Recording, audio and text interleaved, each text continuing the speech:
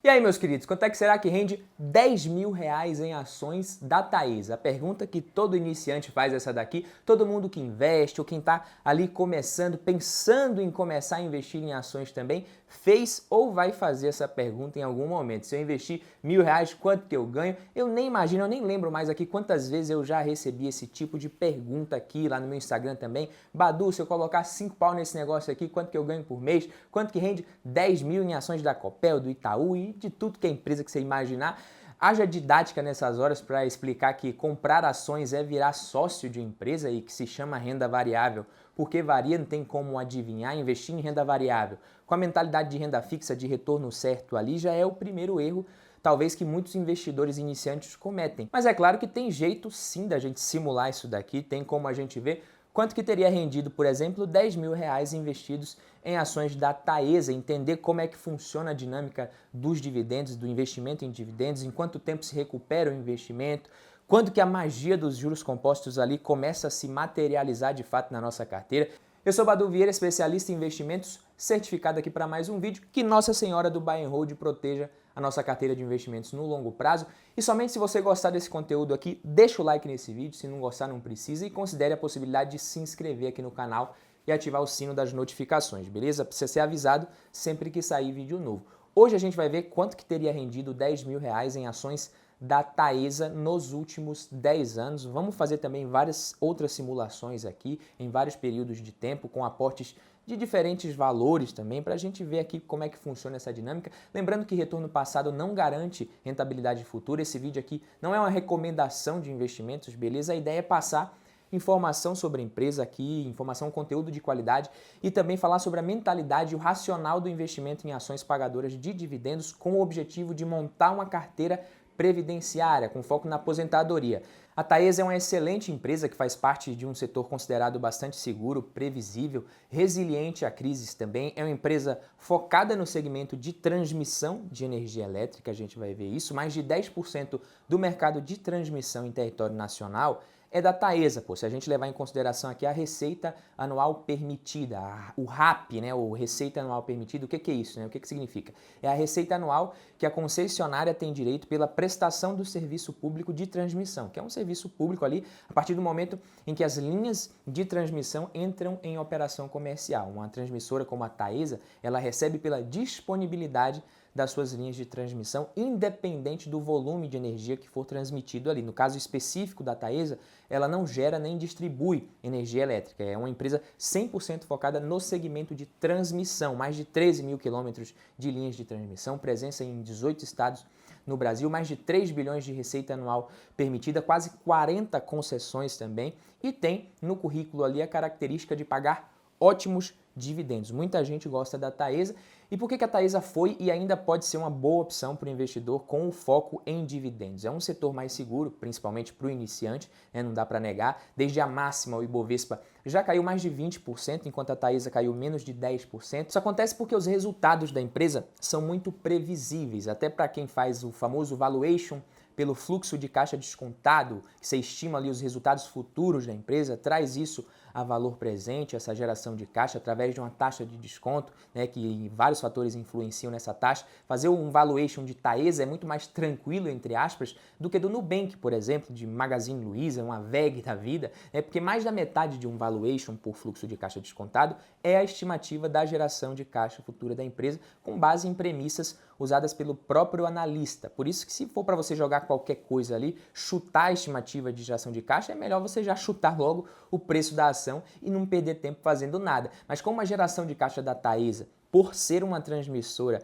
é extremamente previsível, é mais fácil estimar o preço justo para ações de empresas como ela. E aí o que acontece na prática, né? Se ela começa a ficar barata demais, o mercado fala, opa, os resultados aqui são muito previsíveis, empresa de qualidade, a gente pode ter a crise que for, que ela vai seguir recebendo a receita que está no contrato ali, que ainda é reajustada pela inflação, risco baixo, ficou barata demais, o mercado fala, compro. Aí não cai mais, né? Mas se ficar muito caro também, o mercado não aceita pagar tão caro nessas empresas, porque concessão não tem muito segredo, é concessão aqui, não vai ser aquela empresa que vai surpreender com um altíssimo crescimento ou com resultados extremamente acima do esperado, não tem isso. Para crescer, uma empresa como essa precisa de investimento muito intensivo em CAPEX, de pagar bons preços nos leilões, ou em ativos já em operação também, brownfield, e de muita eficiência. Então, milagre realmente não dá para fazer. Por isso, a variação de preços em ações como essa aqui, a oscilação para mais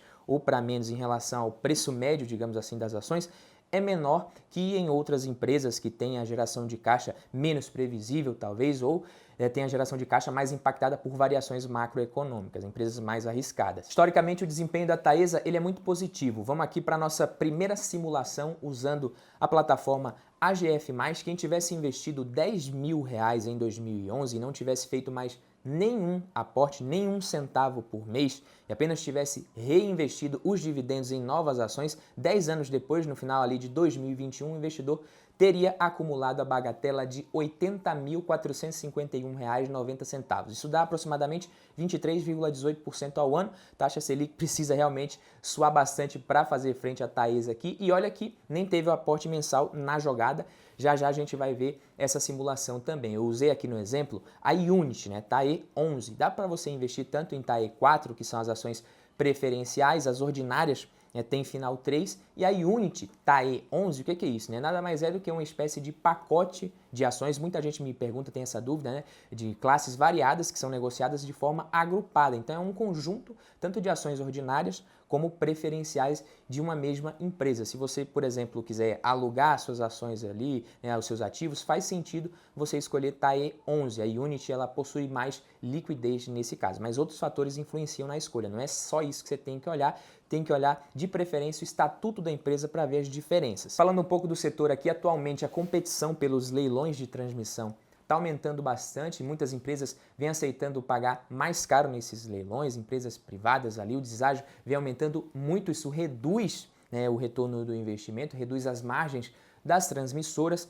é verdade, com isso acontecendo, né, pode ser esperado uma redução nos dividendos, nas margens, né, da empresa no futuro. Inclusive, o último lote que a Taesa arrematou no leilão de dezembro de 2021, mês passado, teve um deságio de quase 50%. Nesses momentos, é bom olhar outras empresas do setor também. Sempre é bom olhar, né? O dividend yield não é o único indicador que a gente observa, principalmente se você quer receber bons dividendos no longo prazo de forma sustentável. Você tem que olhar para o caixa que a empresa está gerando, principalmente se ela tem boas possibilidades de reinvestir isso e conseguir uma boa taxa de retorno nesses investimentos. Aí você garante dividendos realmente sustentáveis, dividendos consistentes e crescentes ao longo do tempo. Isso aqui não tem magia negra, não, é só você analisar direitinho. O setor elétrico, por ele ser bem previsível, ele permite que algumas empresas consigam pagar bons dividendos, né, e financiar grande parte do crescimento através de dívidas, com capital de terceiros. Isso é possível. Esse é o caso da própria Taesa nos últimos anos, cresceu muito, inclusive investindo bastante e pagando bons dividendos.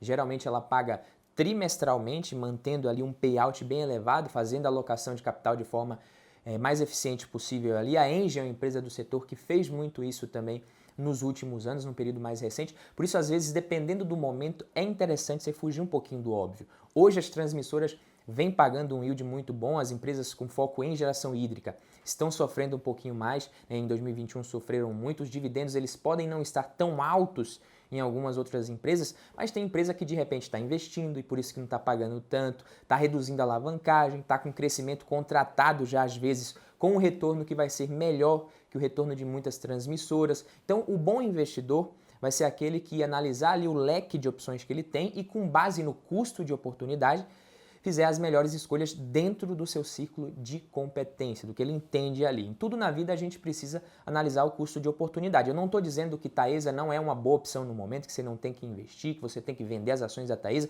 Tem nada a ver, isso aqui não é recomendação. Eu só estou dando um toque que dependendo do momento você consegue fazer escolhas que maximizem a sua relação de risco e retorno. O setor de transmissão mudou um pouquinho a dinâmica recentemente, está bem mais concorrido, o cenário macroeconômico mudou um pouco também. Recentemente a empresa inclusive adquiriu um lote no último leilão que eu falei, com a receita anual permitida de 129 milhões, investimento estimado de 1,8 bilhão de reais, com um deságio de mais de 47%. Então, esperaria bons resultados sim da empresa, um bom yield, mas não a mesma coisa que nos últimos anos, e também buscaria outras empresas no setor para diversificar, com mais perspectiva de crescimento, aliado a boa rentabilidade também. Então, voltando aqui para a nossa simulação, se além dos 10 mil iniciais o investidor tivesse investido também, feito aportes de R$1.000 por mês nos últimos 10 anos, qual que teria sido o resultado final, né? A gente teria um ótimo resultado também, como a gente fez na primeira simulação. Estamos falando aqui de um desembolso de R$130 mil no total, ou seja, 120 meses vezes R$1.000 mais os 10 mil iniciais. Patrimônio final acumulado seria de R$ 416.619 e alguns centavos, rentabilidade de mais de 20,5% ao ano. Nada mal a rentabilidade dessa aqui, não é ruim, é muito boa, pelo contrário. Claro que a Taesa foi um caso de sucesso nesse período, não espere isso de todas as ações que você investir, nem da própria Taesa nos próximos anos. Como eu disse, resultado passado não garante rentabilidade futura. O ideal é sempre diversificar.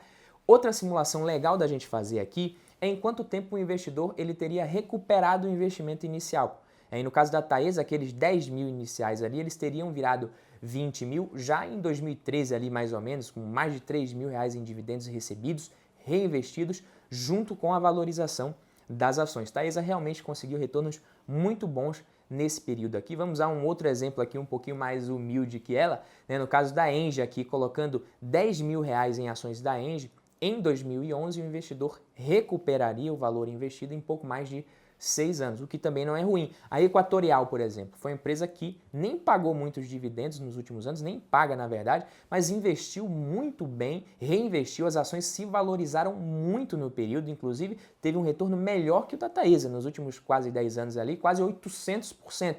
E voltando aqui para a Taesa, já com os aportes aqui de R$1.000 também, ou seja, vamos ver aqui, por exemplo, em quanto tempo já dava para estar ganhando dividendos mensais consideráveis, é uma dúvida de muita gente também. Então, começando com os 10 mil em 2011, investindo R$1.000 por mês, em 2015 o investidor já teria recebido mais de R$8.000 no ano só com dividendos.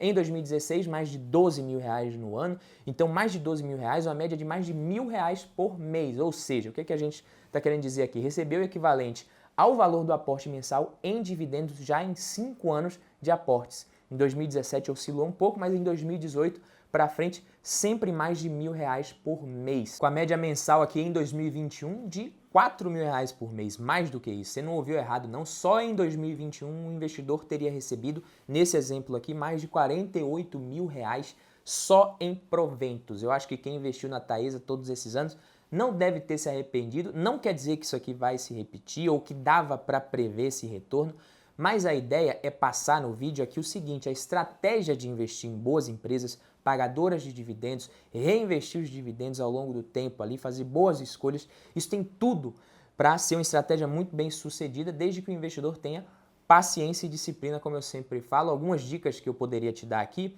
né, são as seguintes, né? Escolha bons setores, bem desenvolvidos, perenes, com receita recorrente, empresas com bom histórico de lucros, de alocação de capital também, histórico de gestão. Diversifique, não coloque todo o seu capital ou boa parte dele numa única empresa ou num único setor, em poucos setores. Procure entender a política de dividendos da empresa que você for investir, para você não interpretar mal os resultados. Fica ligado nos investimentos e projetos de crescimento que a empresa estiver fazendo ali. Sempre foque nos dividendos futuros que a empresa vai poder te pagar de forma sustentável e não apenas no ano em questão ali, no dividend yield do último ano. Tente projetar a perspectiva de distribuição de dividendos. Normalmente o pequeno investidor iniciante, ele se prende demais ao dividendo passado. Mas como a gente viu, a dinâmica do setor pode mudar, muita coisa pode mudar e erros podem ser cometidos fazendo análises muito simplórias. Então observe sempre diferentes indicadores, além do dividend yield você pode olhar o payout também, né? Um bom casal aqui para você analisar em conjunto. O payout informa qual que é o percentual do lucro que a empresa está distribuindo na forma de proventos. Então olha o dividend yield sempre junto com o payout. Procure fazer a escolha sempre com um objetivo de longo prazo, para você potencializar os seus retornos no longo prazo. Dessa forma eu tenho certeza, aqui certeza absoluta mesmo, que o efeito bola de neve do reinvestimento dos dividendos em 5, 10 anos vai te gerar uma montanha de dinheiro sem dúvida nenhuma, desde que você mantenha a disciplina. Beleza, meus queridos amigos? Esse foi o vídeo de hoje. Se gostou, deixa o like, se inscreve aqui que a gente se vê No próximo vídeo, tamo junto.